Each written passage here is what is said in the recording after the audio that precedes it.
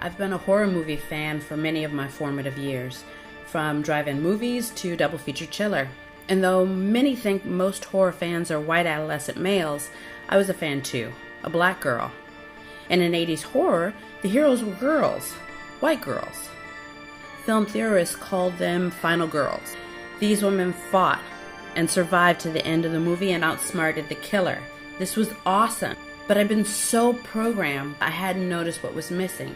The black girl. So I set out to find them and figure out, were there black women in horror? This is my final girl.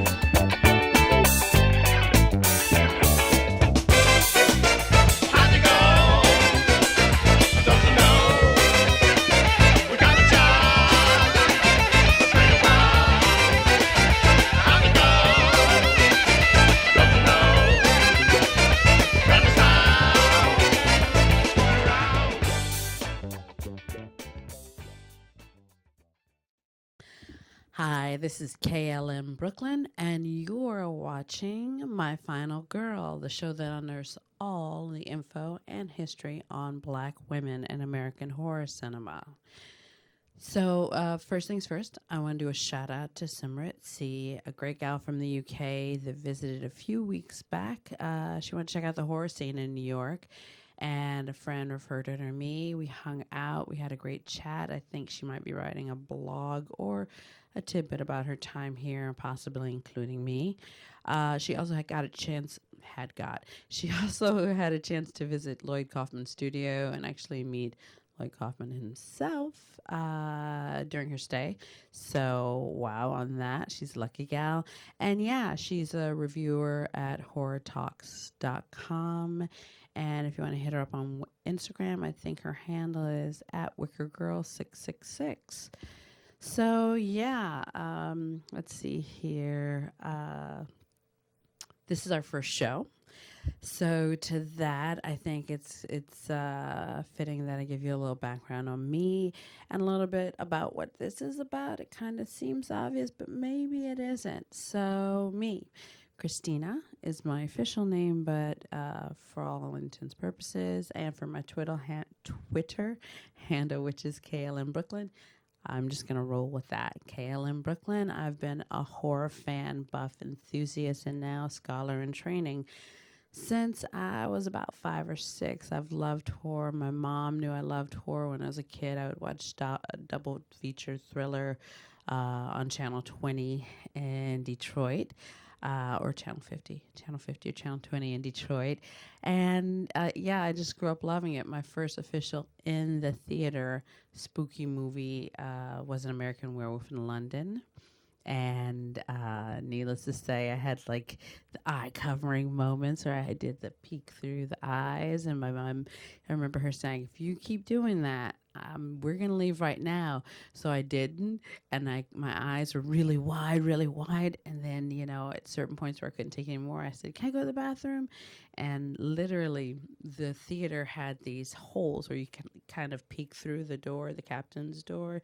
So I would peek through that or the crack just to keep watching it, but, kind of hide my face or shield myself, whatever that's all about. But I think something about that in general, I never stopped loving horror. And now I'm doing it, scholar in training. I am doing my second master's degree. Again, on horror. My first master's degree, my MA at Long Island University, Brooklyn, was on the women of French horror, and my thesis was called Objectification Repackaged, the Women of 21st Century French Horror. And my second master's, or my Master's of Fine Arts, which I'm completing, knock on wood, at the end of this year, I decided to bring it home and make it a little bit more personal. And at first go around, I was thinking to do J or K horror, some form of Asian horror. And then I was thinking, well, maybe I'll look into Italian horror. And I was more looking at the continent, or, where can I find women in horror, or even like broaden the European spectrum of what I was doing before.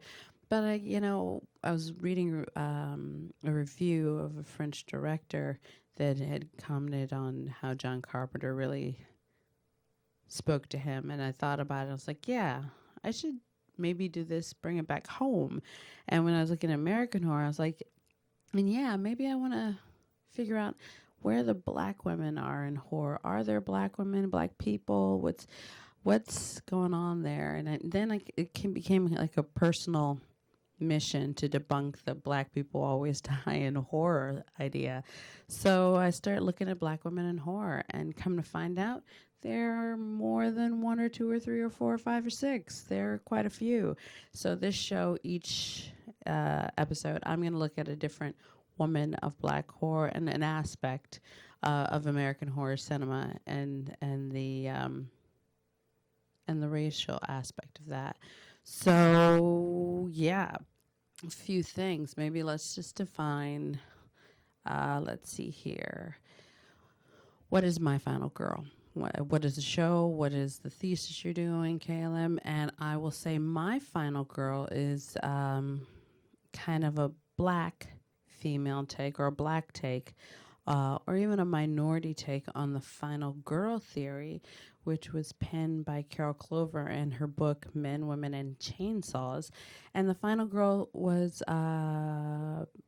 Clover looking at the fact that the horror genre was the first genre that actually let women be the heroes, or live to the end, or at least face the bad guy or the villain, and the nuances of that, and what it represented. And she took case studies like Laurie from Halloween, very famous case study, or Ripley from Aliens, and she started seeing this sequencing of women being the hero in the genre, which was far quite different from any other genre, your standard Western or your action or your romance or any other genre where you're used to the man saving the day, help saving the woman, or to some extent being the hero. So, and then when she set that forth, there were a bunch of other theories in tandem with that, like Barbara Creed's Monstrous Feminine, talking about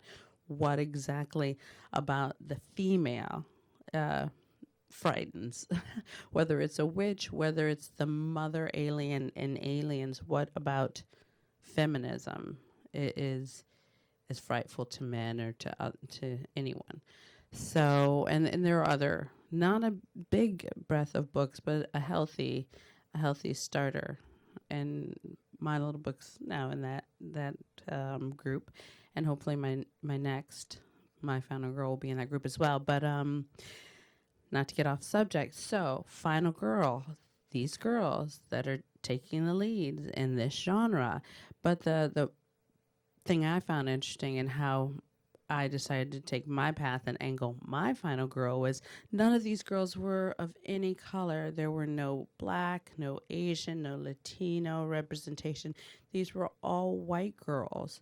So, even though we're looking at a period slasher where it's just predominantly white, that's where we were leaving exploitation and black exploitation behind, and we're taking our horror to the suburbs for the most part, with a few exceptions like Wolfen, but we're taking it to the suburbs.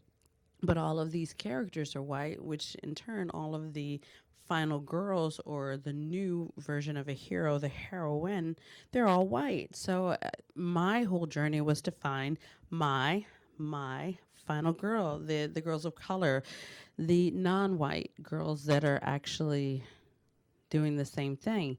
And funny, as I started to put this piece this together, I noticed that for African American females specifically, there were two major periods of black horror. But before we get into that, let's do this. Let's define horror in the sense that it can be your standard monster or supernatural ghost, demon, um, or horrific event. Like I'm putting it like that so that we don't say, well, that's more a drama.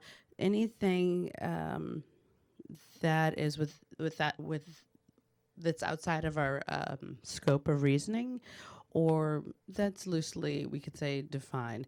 Your demons, your monsters, your mummies, your vampires, your werewolves, your creepy kids, your possessions, your ghosts.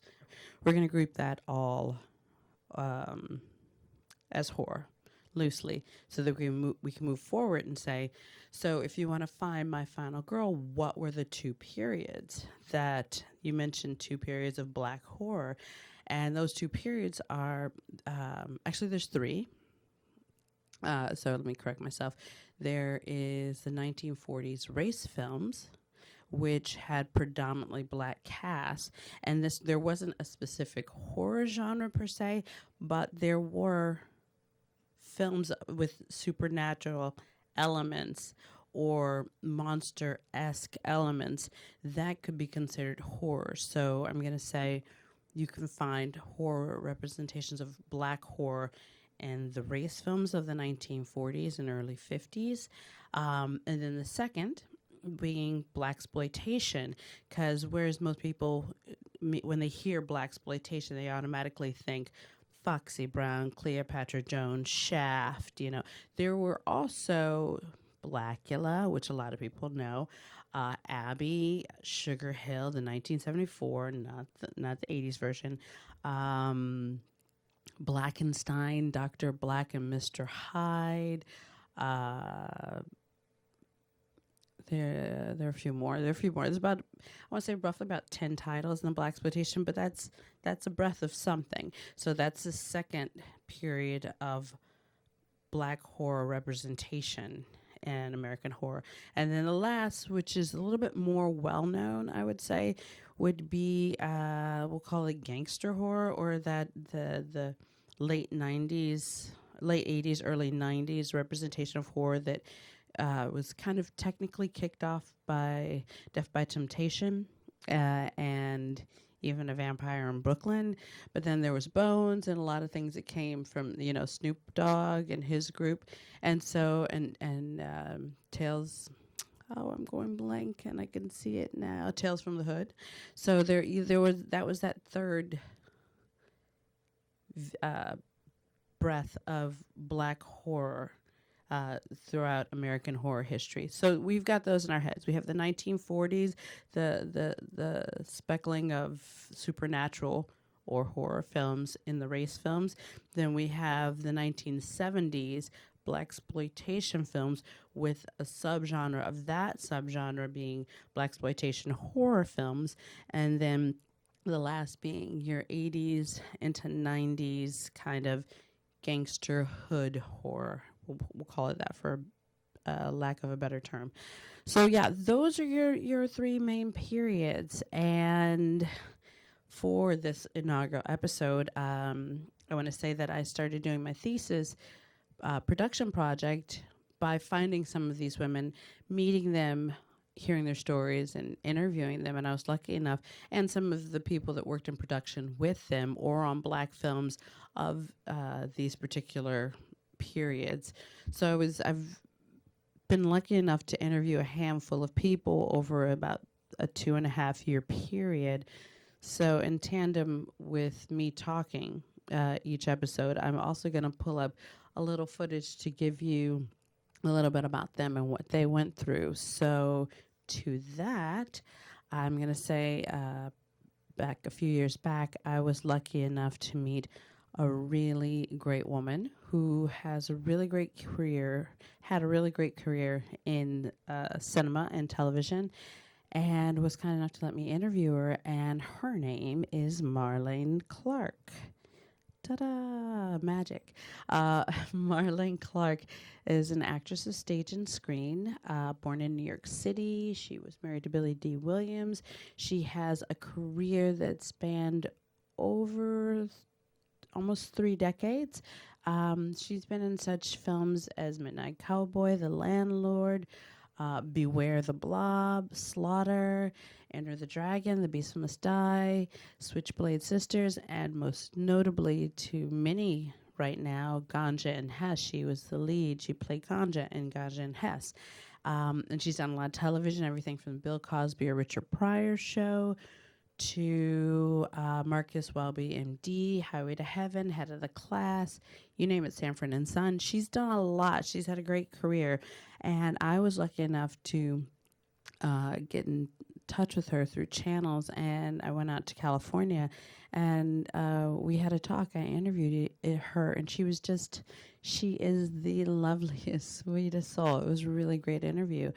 And she has some really great insight on a lot of the AIP world, American International Pictures, and she did some things in Manila. And so we'll go ahead and cut to that.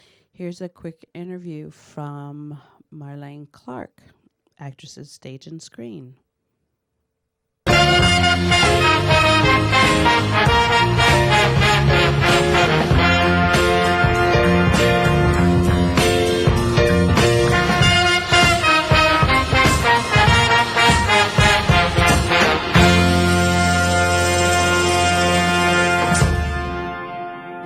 Regards to the black exploitation genre, which everyone talks about, and more specifically with what I'm focusing on, horror films, what led you to the role, or who, or how did it come about?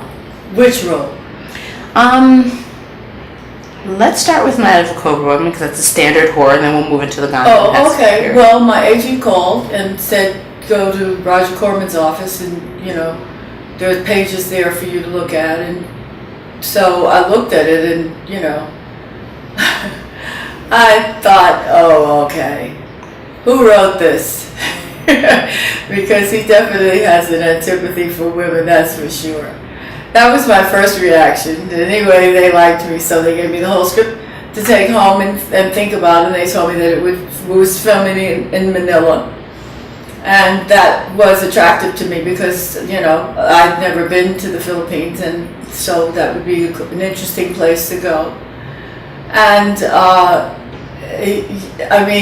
the fact that, every man that she becomes intimate, dies is not without, reason for serious thought. I'm very sorry. May I help you?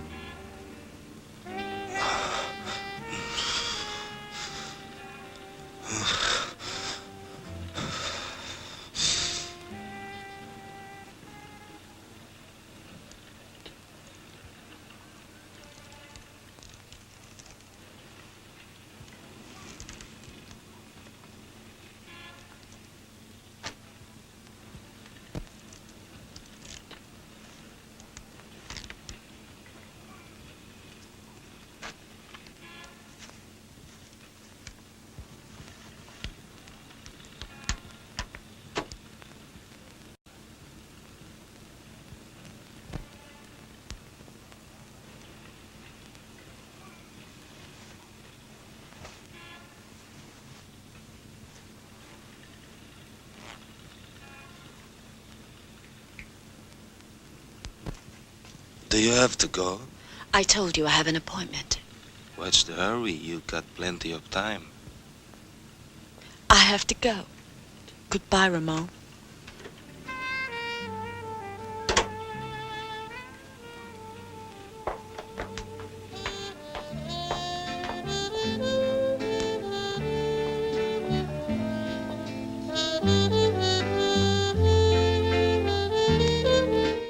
And so I met the writer, and I knew exactly why it was the way it was.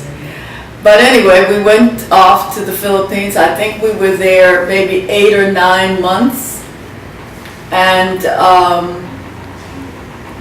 we were certainly there through Christmas, which was sort of interesting.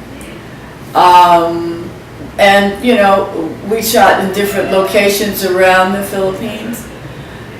They don't have a union in the Philippines, so you work, you know, around the clock. You work till 5 in the morning, go to your hotel, and the car comes at 8 to get you. You do it all over again. There's no 12-hour break. There's no turnaround time. There's none of that. It was not one of the better times that I ever had in my life. But one thing that it did do was I was really sort of bitching about there's no turnaround time. You know, we've shot for 16 hours and now, you know, we have 2 hours off and we want to go again. So what I was told was, you know, this is not the United States. Screen Actors Guild does not exist here. And you're sort of being very difficult. And I thought, you know what? That's not the reputation I want. So I'm going to roll with this. Because there will probably be other situations that will come up in other films where you don't want to be the one that's opening your mouth and bitching about it. You want to be the person that's rolling with it. So that was a good lesson for me. Actually, it was a really good lesson for me. Did you ever feel like there was a difference that you were treated as an African American woman versus the Caucasian actors on set? No. No? Most people thought I was Filipino. Actually, I found out that I was hired because I looked Filipino. Really? I don't think I look Filipino. No. But when I was in the Philippines, people walk up to me speaking Tagalog. Yeah. That's great. Yeah. So you're actually more no, there was none of that. Did you ever experience that on any of your sets? No, I really didn't. I didn't. I made a movie with Jim Brown called Slaughter that shot in Mexico City for, I don't know, maybe 6 or 7 weeks. And that sort of was sometimes difficult because Jim made it difficult. Question, when you did the first one, the Night of the Cobra Woman, do you think doing a horror kind of started to push you into the horror, like that horror genre? Were more scripts coming to you in that genre because they had seen that movie, or kind of what was the after effect of that role? I don't think so, because I don't know. I mean, I wasn't even aware that it was released in this country. I mean, yeah, this was the 70s. I didn't know that it was released here. I didn't see it. There was a scene near the end where she's like jumped for whatever reason. I don't know what the reason was, by all these midgets who have all been painted black, and it's supposed to be like a rape scene.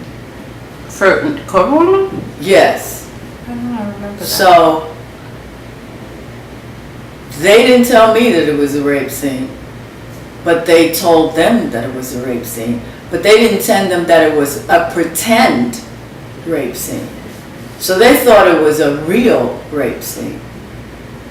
And I could not believe what was going on. I mean, I had like 10 midgets all over me trying to rape me because they didn't understand this was a movie.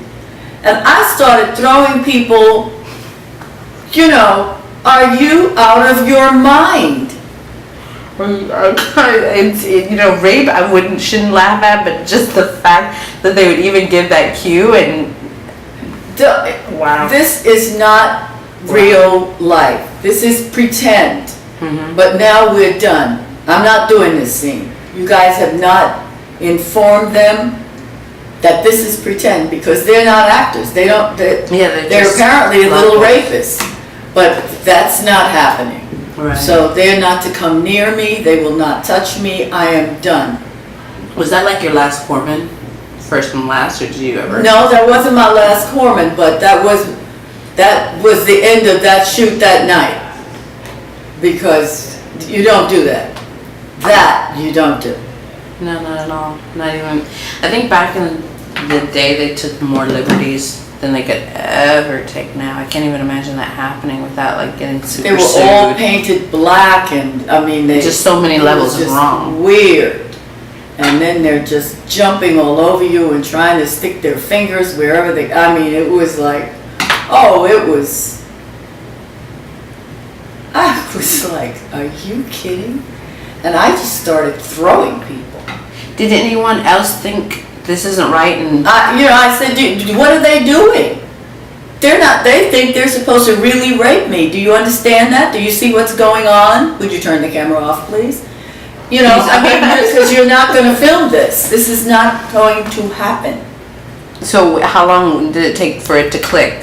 Well, when I walked off, they realized that was not going to happen. Not cool at all. But that was really scary. It was really scary. That wasn't your last day of shooting? No, I think there was other things that we had to pick up or something, but it wasn't the last. It was the last of the midgets, but it Were you wasn't the last. were you wanting to leave at that point, or were you Yes, under contract? I was. But I wasn't going to have a reputation as people who storm off, because they weren't going to say what happened. It would be my word against them that they had actually sent people over to really rape me in the scene. I knew that, so I just, said, you know the kind of reputation you don't want to have. Right. So it didn't happen. Just step away, calm down, and finish it, and get on a plane and get out of here. Right.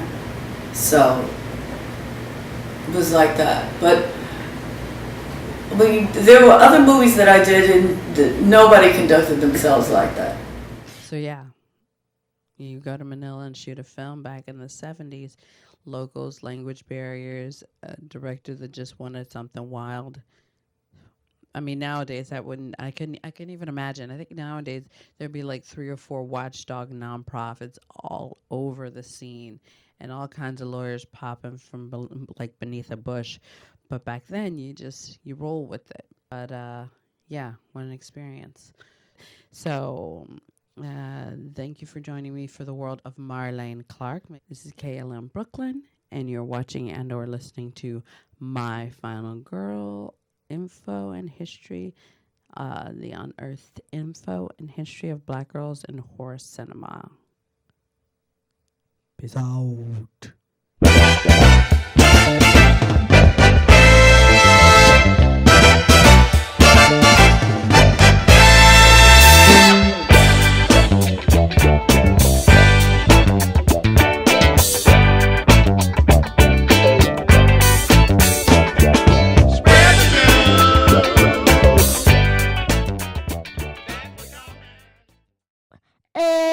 Bob Daily Bop.